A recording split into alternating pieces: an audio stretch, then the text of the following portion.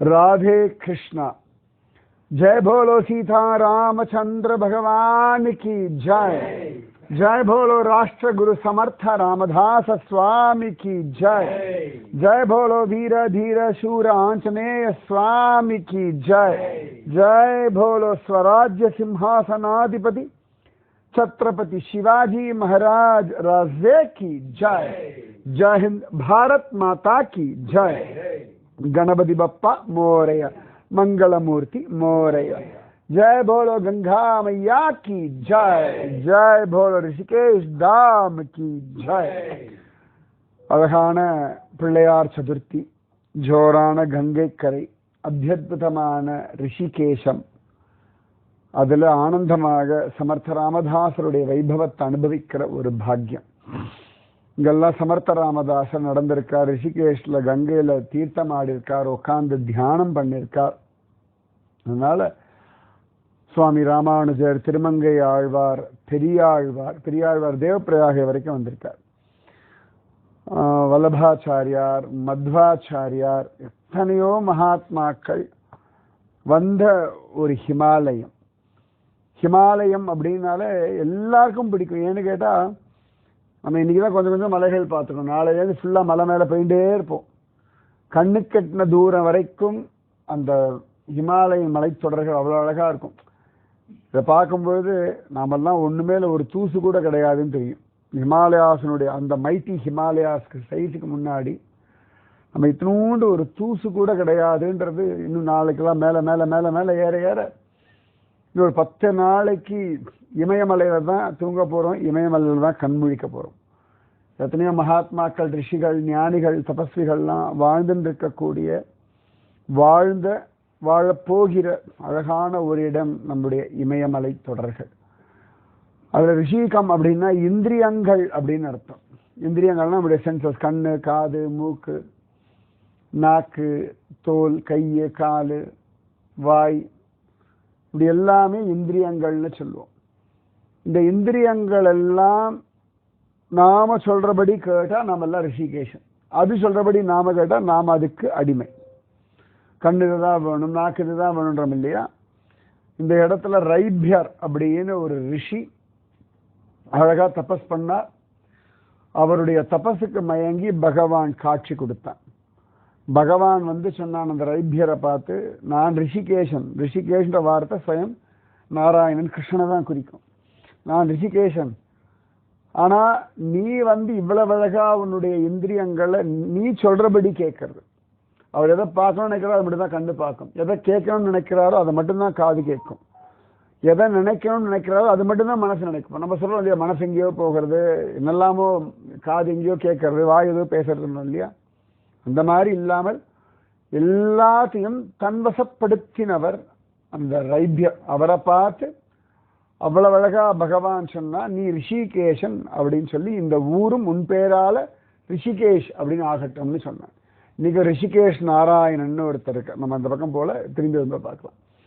அந்த ரிஷிகேஷ் நாராயணனுக்கு தான் அவ்வளவு அழகா இங்க விசேஷம்.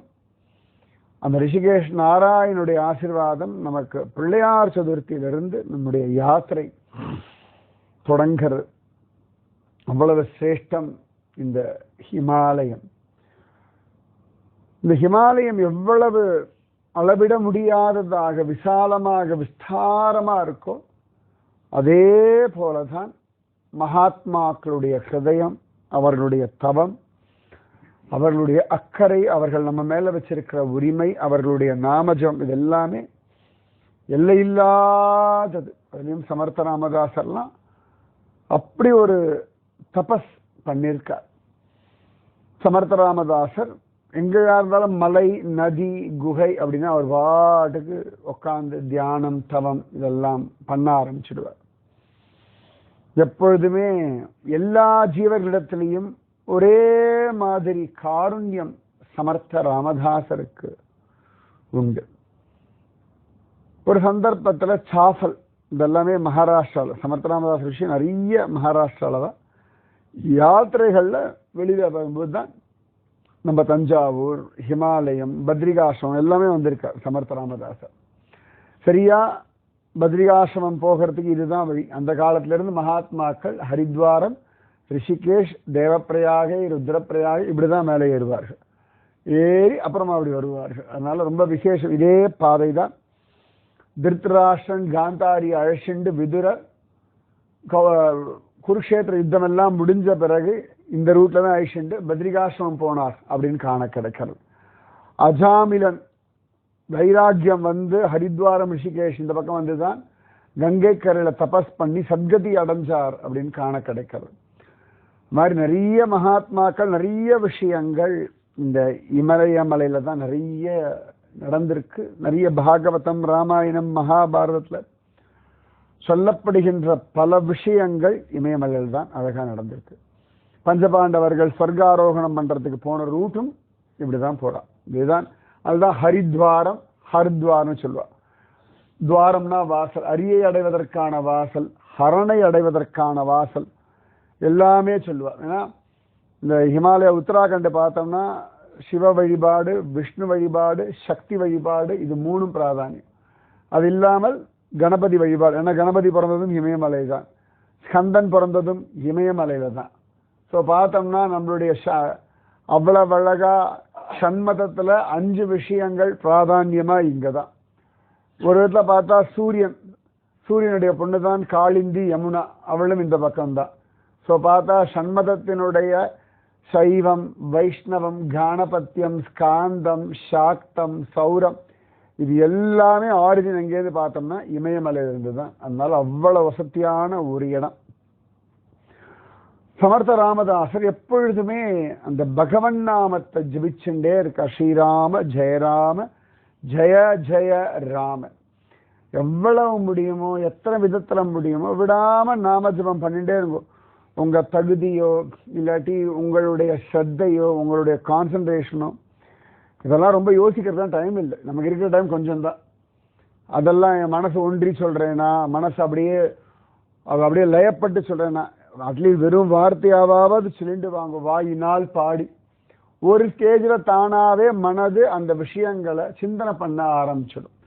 இப்போ இவ்வளவு நாள் வந்து இமயமலை போறோம் அதுதான் ஜெபிச்சுட்டு இருந்தேன். இன்னைக்கு இமயமலை வந்துட்டு ஸோ வாயினால பாடிட்டு இருந்தேன், மனசனால சிந்தனை பண்ணுறேன். இப்போ ப்ராக்டிக்கலாக வந்துட்டு இல்லையா, அவ்வளோதான். ஸோ வாயினால பாடுறதுக்கு அவ்வளோ பலம் இருக்கு இல்லையா. இமயமலை போகணும், பத்ரிகாசிரமம் போகணும்னு முதல்ல சொல்லிட்டு தான் இருந்தேன். சொல்ல சொல்ல சொல்ல சொல்ல அந்த மைண்ட்ல அழகா உக்காந்த உடனே மனசு அதை பத்தி யோசிக்க ஆரம்பிச்சுடுத்து. இன்னைக்கு பிரத்யக்ஷத்துல இமயமலையில் கங்கை ஆரத்தியும் பார்த்துட்டோம், கங்கையை தொட்டுட்டோம். சாதாரணமா தீபாவளிக்கு கங்கா ஸ்நானம் ஆச்சான்னு கேள்வி கேட்போம். அழகா இன்னைக்கு கங்கையை தொடறதுக்கும் கங்கையினுடைய ஆரத்தியை பார்க்கறதுக்கும் அதே கங்கை கரை நடக்கிறதுக்காக ஒரு பாக்கியம் கிடைச்சது. காலார சரியா கங்கை கரை நடந்தாலே 10 கிலோமீட்டர் நடக்கலாம். நம்ம இடத்துல இங்கேயே நடக்க ஆரம்பிச்சோம்னா இப்படி நடந்தோம்னா அந்த ரிஷிகேஷ் உள்ள அப்படி போனா எய்ம்ஸ் இருக்கு, அது வரைக்கும் ராஜாஜி நேஷனல் பார்க் வரைக்கும் அப்படி நடந்தோம்னா போக 10 கிலோமீட்டர், வர 10 கிலோமீட்டர் கங்கை கால் அப்படியே நடந்து போயிட்டே இருப்பேன். நான் அப்படி நடக்கிற என்னோட ரூட் பார்த்துட்டு தான் அப்படி நடக்கணும் சுகமா. ஒன்றும் வேண்டாம், இடத்துல கங்கை அந்த பக்கம் கிராஸ் பண்ணுறதே ஒரு 300-400 மீட்டர். இங்கே பிரிட்ஜ் இப்படி போயிட்டு அப்படி வந்தீங்கன்னா கிட்டத்தட்ட 1 கிலோமீட்டர் ஆகும். இந்த அவ்வளவு அகலம் இந்த கங்கை இந்த இடத்துல ரிஷிகேஷ். சரியா ரிஷிகேஷ் சொல்லும்போது சைலண்ட் காஞ்சஸ் சொல்லுவா. இது சைலண்டே எப்படி இருக்குன்னா ஹரித்வாரில் இப்படி அடிச்சு புரண்டுன்னு போவா. ஹரித்வார் நல்லா கீழே இறங்க வேகம் ரொம்ப அண்டர் கரண்ட் இப்படி இழுக்கும். ஸோ எப்படி இந்த கங்கா பிரவாகம் ஓடுறதோ அந்த மாதிரி மனசு பகவானை நோக்கி ஓடணும். இப்படிதான் குந்தி தேவியினுடைய பிரார்த்தனை ஸ்ரீமத் பாகவதத்துல. ஸோ உங்களுக்கு ஸ்ரத்தை இருக்கோ, மனசுல லயப்படுறதோ இல்லையோ, வெறும கிருஷ்ணாராமா கோவிந்தா அப்படின்னு இருக்கவள கங்கா கங்கா கங்கான்னு ஜபிச்சுட்டு இருப்பா. ரொம்ப அழகா ராமகிருஷ்ண பரமம் சொல்வார், கங்கா கங்கா கங்கா அப்படின்னு சொல்லும்போது அந்த கான்ற சப்தமே நம்முடைய எல்லா விதமான தாபங்களையும் அழிச்சிடும் அப்படின்னு ராமகிருஷ்ண பரமஹம்சர் சொல்லுவார்.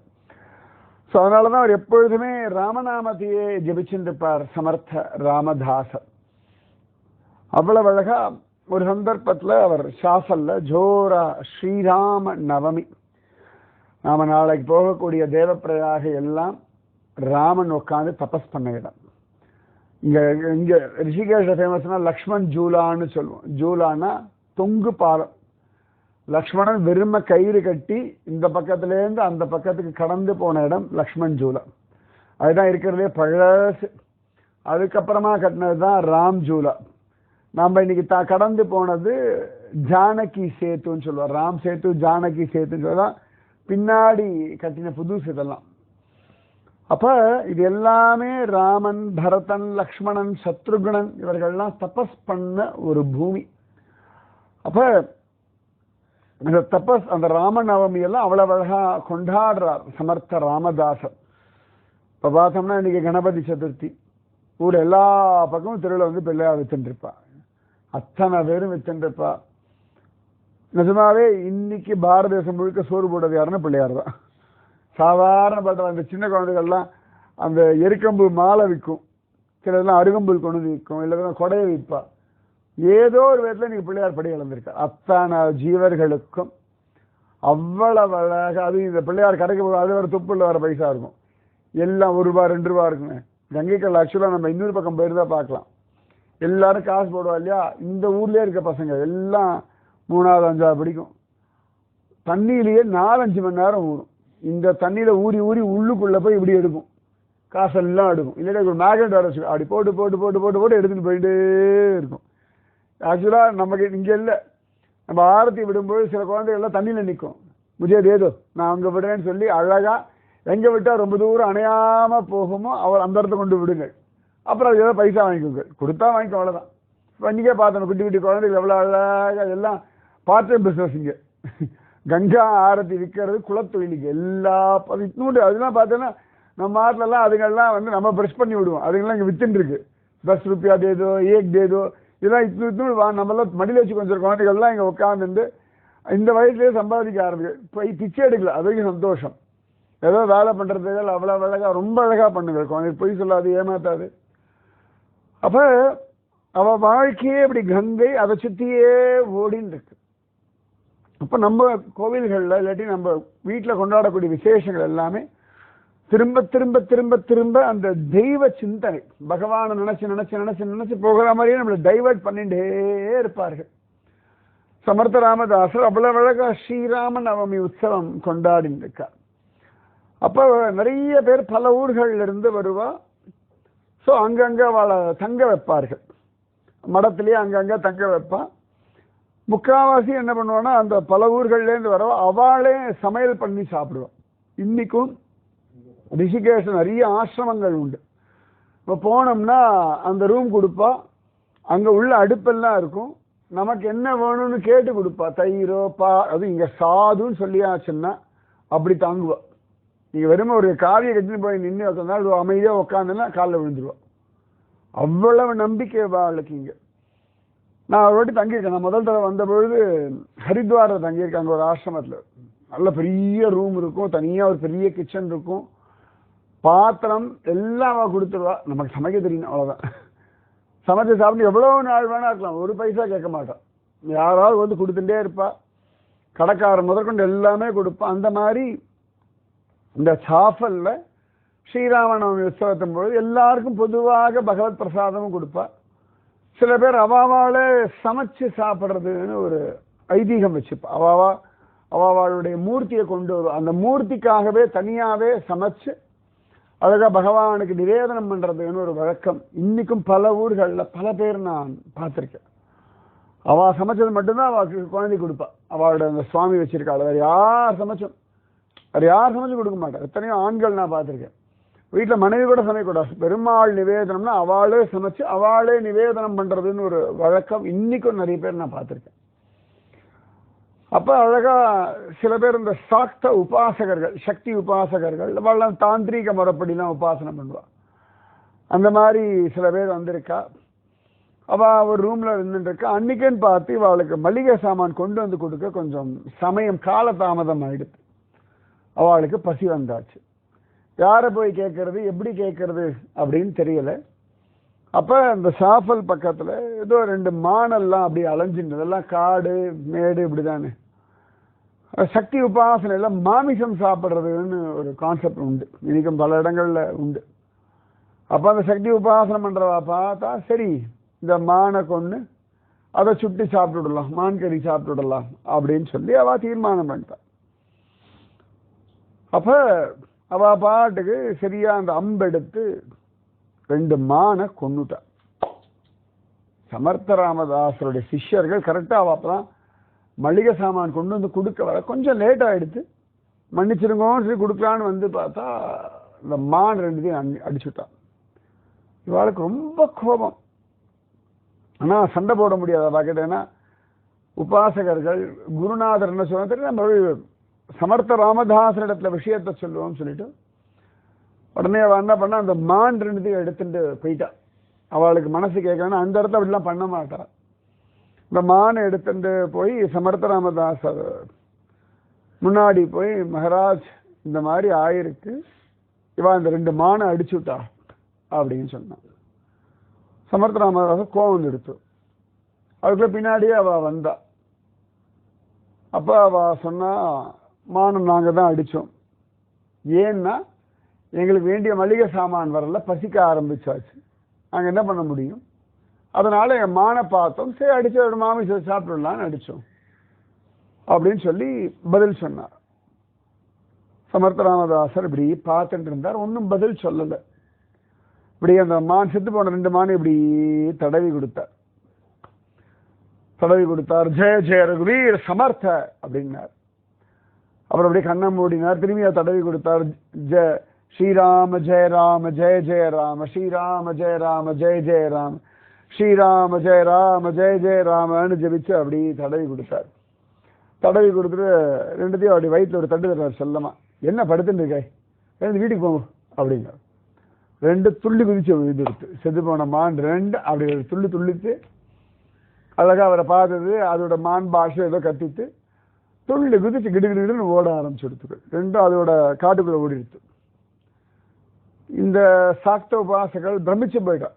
ஆனா பெரிய ஹையஸ்ட் லெவலா சித்தி எதுன்னா செத்து போனவர் எழுப்புறது. நிஜமாவே அது ரொம்ப பெரிய காரியம், அது ரேரஸ்ட் விஷயம். அது மகாத்மாக்கள் எல்லா இடங்கள்லயும் பண்ண மாட்டார், ரொம்ப ரேரா எங்கேயோ பண்ணுவார். அப்ப இந்த சாக்த உபாசகர்கள் அசந்தே போயிட்டா.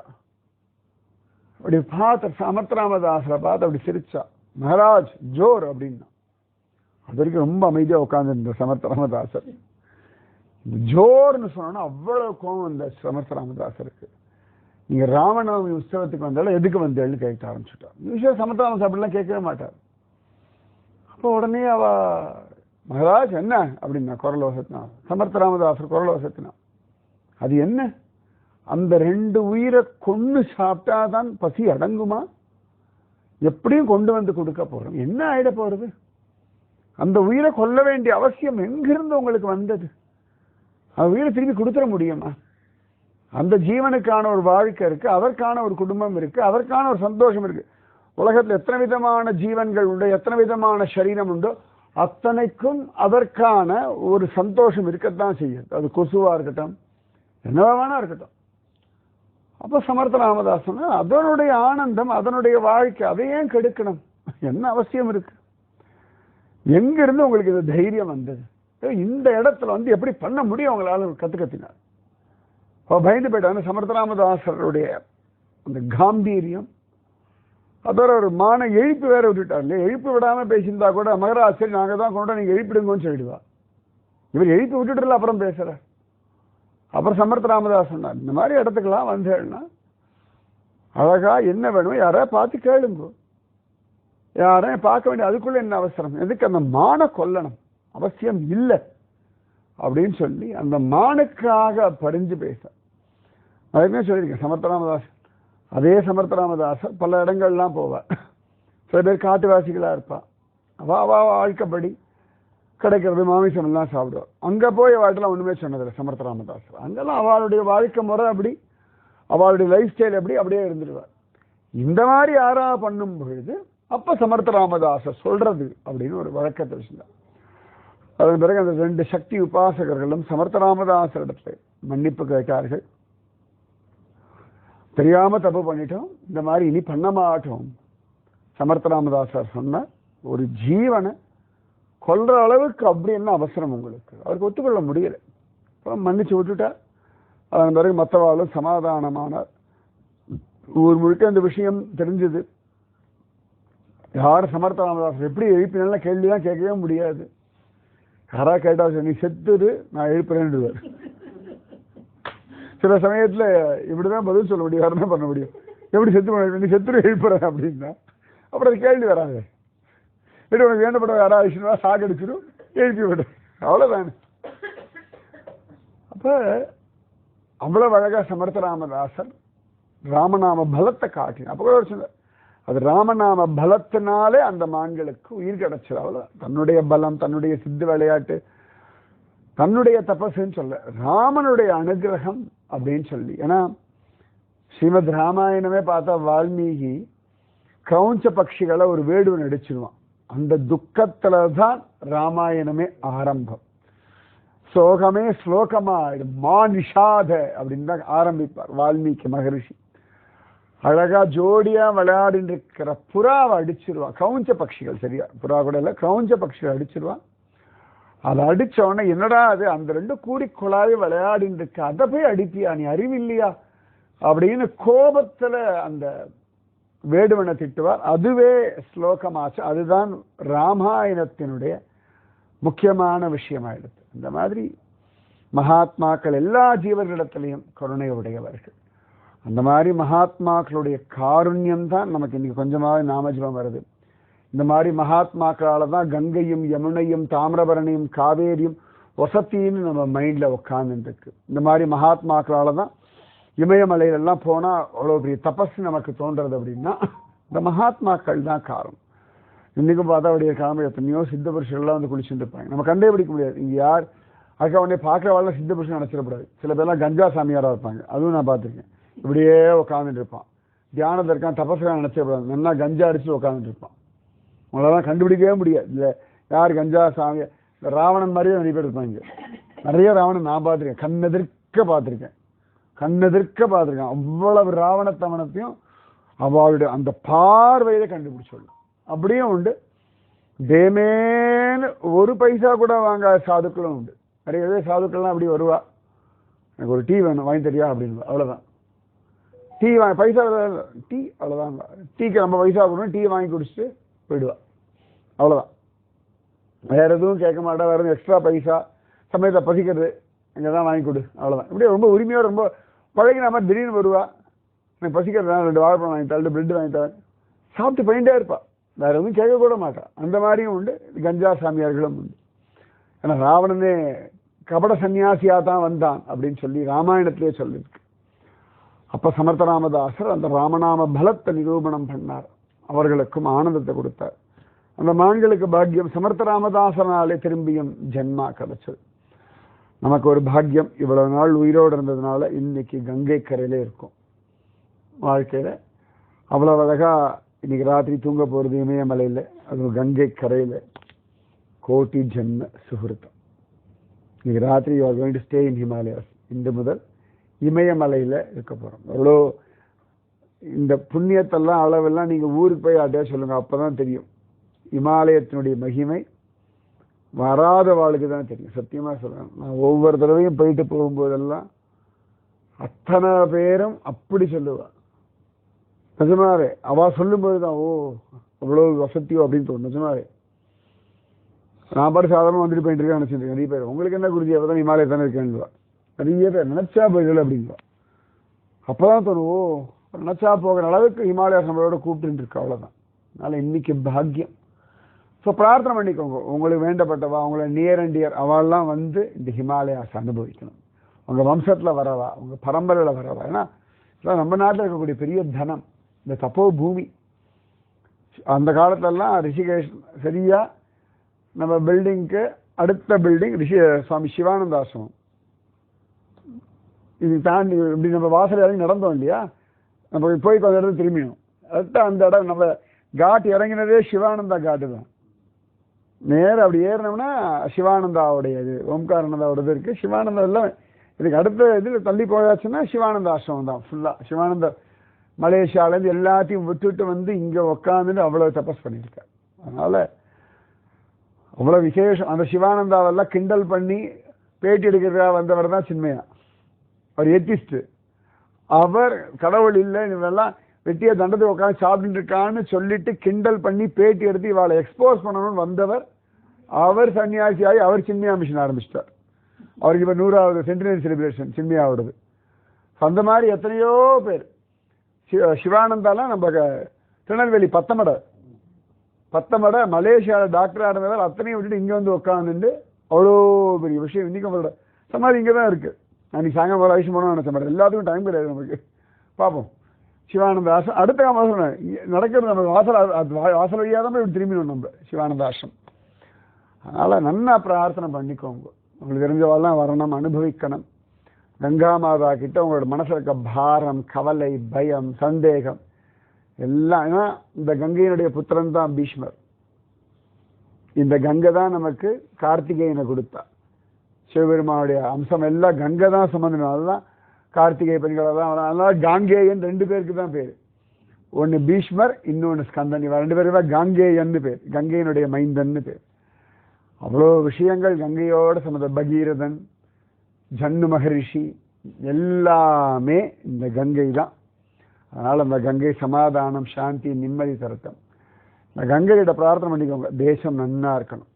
எதெல்லாம் உங்களை டிஸ்டர்ப் பண்ணுறது தேசத்தில் இதெல்லாம் மாறணும், மாறும், மாற்றம் வரும். நிச்சயமாகவே பகவான் நடத்தி கொடுப்பான், நடந்தே தீரும். அதனால் நன்னா பிரார்த்தனை பண்ணிட்டு நிம்மதியாக தூங்குங்க. ஜெய ஜெய ரகுவீர சமர்த்த. ராதே கிருஷ்ண. ஸ்ரீராம ஜெய ராம ஜெய ஜெய ராம. ஸ்ரீராம ஜெய ராம ஜெய ஜெய ராம. जय भोलो सीता रामचंद्र भगवान की जय. जय भोलो राष्ट्र गुरु समर्थ रामदास स्वामी की जय. भोलो वीर धीर शूर आंजनेय स्वामी की जय. जय भोलो स्वराज्य सिंहासनाधिपति छत्रपति शिवाजी महाराज राजे की जय. जय हिंद. भारत माता की जय. जय बोलो गंगा मैया की जय. जय बोलो ऋषिकेश नारायण की जय. राधे कृष्णा. जय बोलो हिमाचल पर्वत राज की जय.